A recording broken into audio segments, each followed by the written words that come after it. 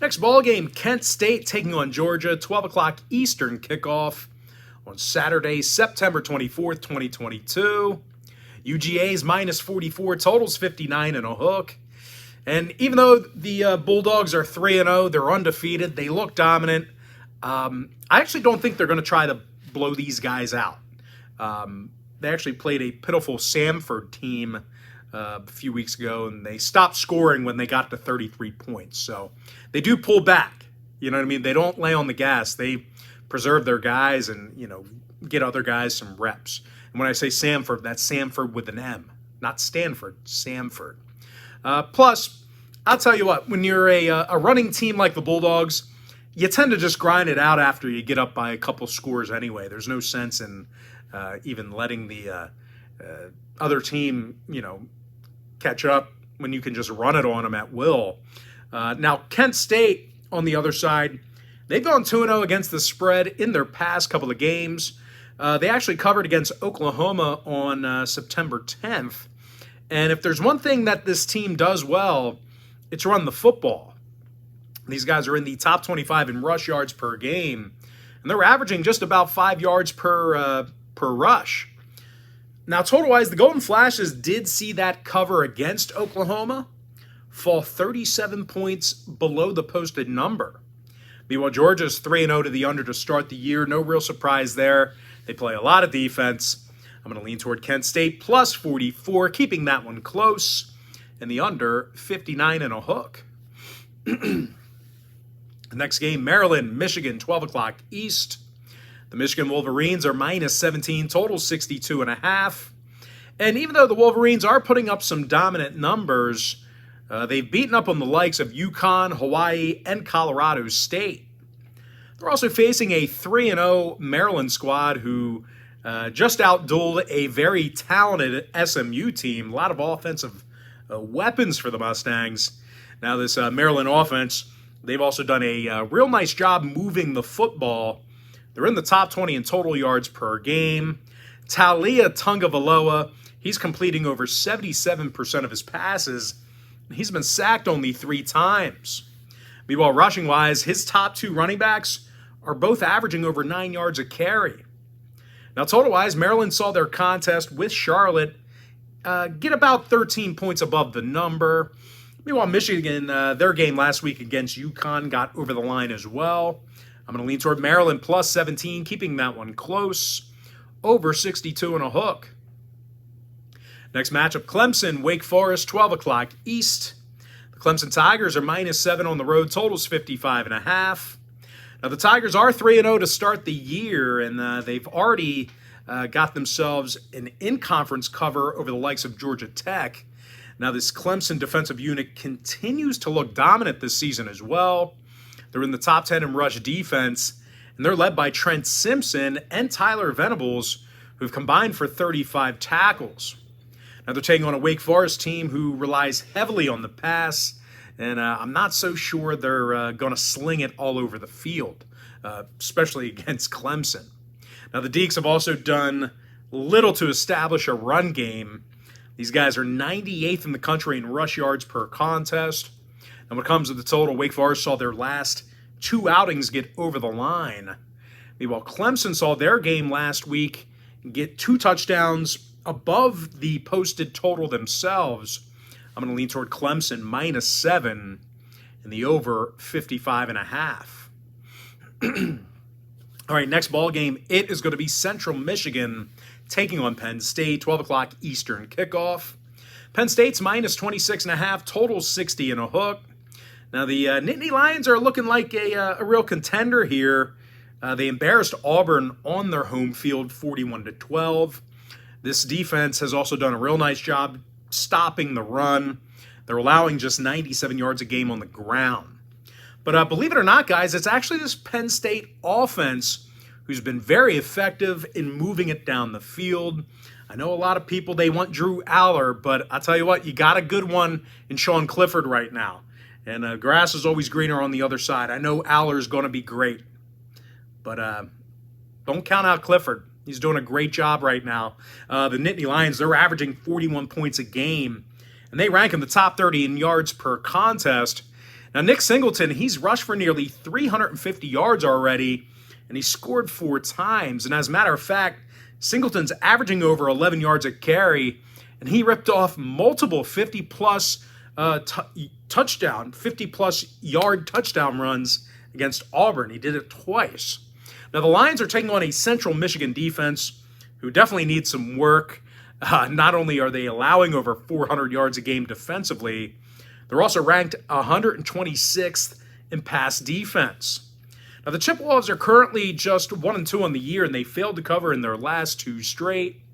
Now, total-wise, 2 out of those 3 ball games I just mentioned got over the number. Meanwhile, Penn State, they are 3-0 to the over this year themselves. I'm going to lean toward Penn State minus 26.5 and the over 60 and a hook. The next ball game, it is going to be Baylor taking on Iowa State, 12 o'clock Eastern start time. Iowa State's minus 3, totals 44.5. But despite being favored by a field goal in this one, the Cyclones really haven't played, anyone. They beat the likes of Ohio and Southeast Missouri. And their win against Iowa, well, let's just say the Hawkeyes may have the worst offense in Division I. Now, they're taking on a Baylor squad on the other side who demolished Texas State this past Saturday, and they covered a 30-point number. When it comes to defensive play, the Bears are in the top 25 in rush defense, and they're allowing only 290 total yards per game. Matt Jones and Al Walcott, they've combined for over 30 tackles. When it comes to offensive production, Richard Reese is averaging 7 yards a carry, and he scored 5 times. Now, total-wise, the Bears did see their last 2 straight fall under the number. Meanwhile, Iowa State saw 2 out of their last 3 fall under the total themselves. I'm going to lean toward Baylor plus 3, under 44.5. Next matchup, Rhode Island taking on Pitt, 12 o'clock East. Now, this game's currently off the board. Now, the Pitt Panthers continue to move the ball well. Israel Abakanda's rushing for over 100 yards a game on the ground. Meanwhile, defensively, the Panthers have forced 7 turnovers. Now, they're taking on a Rhode Island squad whose 2 wins on the year came against Bryant and Stony Brook. And their most recent outing, well, they allowed 42 points to Delaware in a loss. I'm going to go ahead and lean toward the Pitt Panthers getting the job done against the spread. Next ball game, Missouri taking on Auburn, 12 o'clock Eastern kickoff. Auburn's minus 7.5, totals 52 and a hook. For a team laying a touchdown in this spot here, just keep in mind that the Tigers have yet to cover a point spread this year. This Tiger defense is currently 92nd in the nation in points allowed. They're also facing a Missouri team who certainly likes to run the football. These guys are gaining over 200 yards a game on the ground. As a matter of fact, this Tiger offense is averaging just about 5 rushing yards per play. Now, scoring-wise, the Tigers scored a combined 86 points in their 2 victories. When it comes to the total, Missouri did see their opener against Louisiana Tech get above the posted number. Meanwhile, Auburn's 2-1 to the over in their last 3. I'm going to lean toward Missouri plus 7.5, over 52 and a hook. Next ball game, Bowling Green taking on Mississippi State. That's going to be a 12 o'clock Eastern start time. Mississippi State's minus 29.5, totals 57. And even though Bowling Green upset Marshall this past Saturday, that was kind of a fluky win. We're still looking at a Falcon team who plays little to no defense. Bowling Green's allowing nearly 350 pass yards per game. Now, they also rank 129th in defensive yards allowed. They're taking on a Mississippi State team who loves to sling it themselves. These guys are in the top 15 in passing yards. And, of course, Will Rogers, he's completing 72% of his passes for nearly 1,000 yards already. Meanwhile, receivers Ray Thomas and Caleb Ducking, they've combined for nearly 400 yards receiving between the 2 of them. Now, total-wise, the Bulldogs did see their opener against Louisiana Tech get over the line. Meanwhile, Bowling Green's 3-0 to the over this year themselves. I'm going to lean toward Mississippi State, minus 29.5, over 57. Next ball game, it is going to be TCU taking on SMU. That's going to be a 12 o'clock Eastern start time. SMU's -1, total 68.5. And even though I leaned toward the Mustangs last week, they just don't play good enough defense for me. These guys are 105th in rush defense this season. They're also taking on a TCU squad who's gaining over 225 yards a game on the ground themselves. Now, they also scored 7 rushing touchdowns in 2 games this year. Now, total-wise, when it comes to the scoring, I don't see the Mustangs scoring all over this Horned Frog D. TCU also saw their season opener against Colorado fall 9 points below the line. Meanwhile, SMU on the other side, they are 3-0 to the under to start the season themselves. I'm going to lean toward TCU +1, under 68.5. Next matchup, Duke, Kansas, 12 o'clock East. Kansas is -9, total 64.5. And even though the Jayhawks are 3-0 to start the year, very different than years past, we're still looking at an awfully big number to be laying for this defense. It's not a real polished defense yet. These guys are currently 82nd in the country in yards allowed per contest. They also allowed 72 total points in their last 2 outings. Now they're taking on a Duke squad who does a pretty nice job protecting the football. Can you shut that door? It's actually, the reflection is in the TV. The blue, it was going there for a little bit. So I was going to shut it when I took a break. But, and actually, you could see like yourself walking past because of the reflection. It's funny.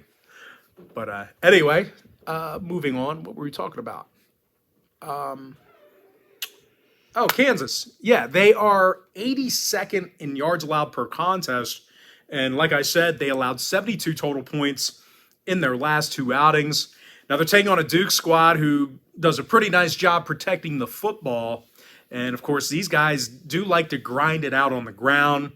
They're averaging over 200 yards a game rushing, and they scored 8 times running it in. Now, the Blue Devils are also 3-0 thus far in the season, and they failed to cover only once. When it comes to the total, Duke's most recent outing this past Saturday did get over the number. Meanwhile, Kansas is 3-0 to the over to start the year. I'm going to lean toward Duke +9, over 64.5. All right, next matchup, it is going to be USF taking on Louisville, and that'll be a 12 o'clock Eastern start time. Now, the Louisville Cardinals are -13.5, total 64, and even though USF nearly upset Florida a few days ago, I think they probably caught the Gators maybe preparing for the week ahead. It happens in college football. If you're as good as the Gators, you just don't practice 100% for a team like USF. You don't. I'm sorry. Now, this is a USF team who really doesn't do a whole lot right. To start, this Bulls defense can't stop the run. They're 124th in rush defense. Meanwhile, offensively, USF's little threat throwing the football. They're averaging less than 170 yards a game passing. Now, they're facing a Louisville team who definitely likes to keep it on the ground themselves. They're in the top 40 in rushing. As a matter of fact, quarterback Malik Cunningham, he's rushed for nearly 300 yards already, and he averages 6 yards a carry. Now, total-wise, the Cards' most recent game against Florida State went nearly double digits over the number. Meanwhile, USF's 3-0 to the over themselves. I'm going to lean toward Louisville, -13.5, over 64. Next ball game, little Maction. And I've always said this before. Is it still Maction if it's not on like a random Tuesday night? I don't know. Anyway, MAC conference action. Buffalo, Eastern Michigan, 12 o'clock East. Eastern Michigan's -5.5, total 61. Now, Eastern Michigan got their first win of the year last week at Arizona State. They shocked the Sun Devils with a 30-21 victory, where they were actually the 21-point dog. Now, they're also led by running back Samson Evans, who averaged well over 120 yards on the ground this year. Now, they're facing an 0-3 Buffalo team who's given up 31 points or more in all of their losses. As a matter of fact, They lost their second game of the year to FCS Holy Cross. Now, the Bulls are currently 124th in college football right now in yards allowed per game. When it comes to the total, Buffalo saw their last two straight get over the line. Meanwhile, Eastern Michigan went 2-1 to the over in their last three. I'm going to lean toward Eastern Michigan -5.5, over 61. Next ball game, UCLA taking on Colorado, 2 o'clock East. Now, UCLA is -21 on the road, totals 58.5. Now, the Bruins are 3-0 on the year, and they've done a nice job moving the ball against bad teams. They're in the top 20 in yards per game, and they're averaging 41 points per contest. Meanwhile, defensively, the Bruins have done a great job defending the pass. Latu and Grayson Murphy, they have 4 sacks between the two of them. Now, they're taking on a winless Colorado team who really hasn't even sniffed a cover this year.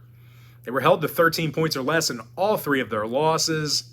Meanwhile, defensively, they're allowing over 360 yards a game rushing.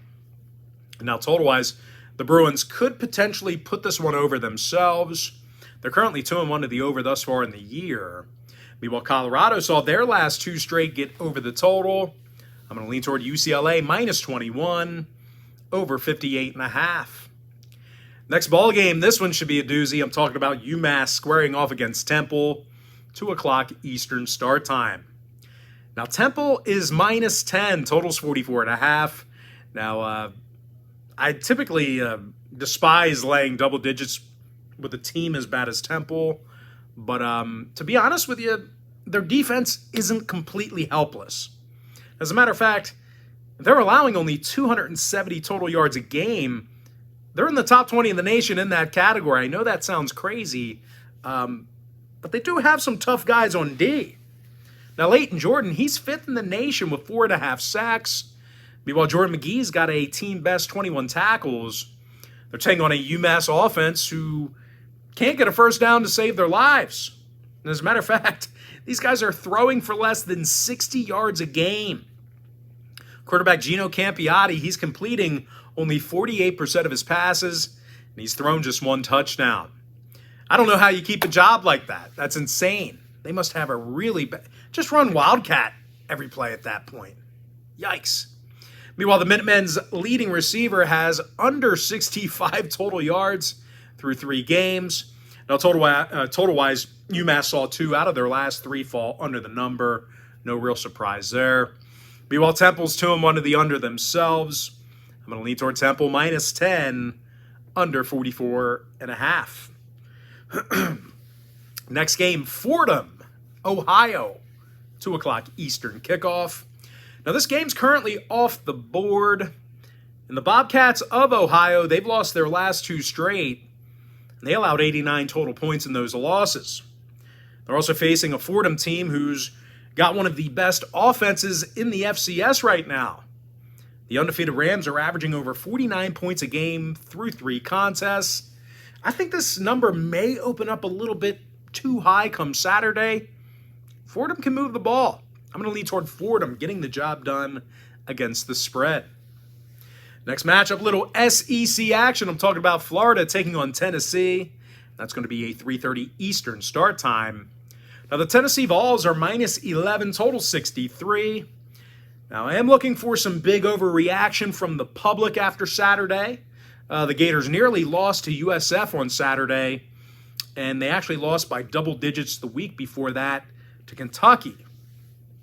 Having said that, though, we're still looking at a bunch of real good athletes on this Florida defense.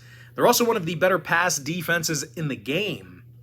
The Gators are allowing less than 180 yards a game through the air. Trey Dean and Rashad Torrance, they have combined for over 50 tackles. Meanwhile, offensively, running back Montrell Johnson, he's gaining over 9.5 yards a carry. And if the Gators can muster up some kind of passing game here, the Vols could be in trouble. Tennessee's currently ranked 100th in college football right now in pass defense.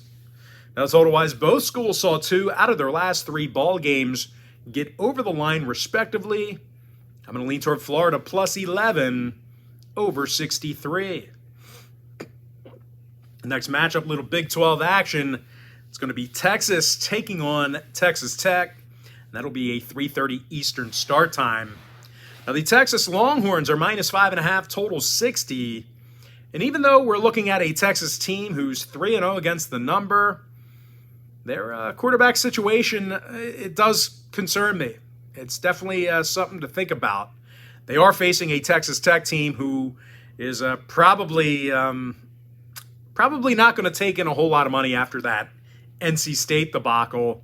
But I'll tell you what, regardless of that loss, the Red Raiders have a top 20 rush defense, and they're allowing less than 295 total yards a game. Tyree Wilson and Phil Bleedy have 4.5 sacks between the two of them. Meanwhile, offensively, the Red Raiders are in the top 5 in the country in passing yards per game. Now, total-wise, Texas Tech did see their most recent outing fall 15 points below the number. Meanwhile, the Longhorns of Texas on the other side, they saw 2 out of their last 3 fall under the line. I'm going to lean toward Texas Tech plus 5.5, under 60. The next ball game, it is going to be Middle Tennessee taking on the Miami Hurricanes, 3:30 p.m. East. Now, Miami's minus 26, totals 53.5. Now, Saturday's loss to Texas A&M, I think this is going to set this program back a little bit this year. Highly touted quarterback Tyler Van Dyke, he was relatively ineffective in putting up points. Now, they're also facing a Middle Tennessee team who allowed only 25 total points in their last 2 ball games. This Blue Raider D is also allowing under 105 yards a game on the ground. And the strength of this D has been their pass rush. The Raiders actually have a dozen sacks already through 3 games. When it comes to the total, I actually think this is going to be another struggle for Miami to move the football.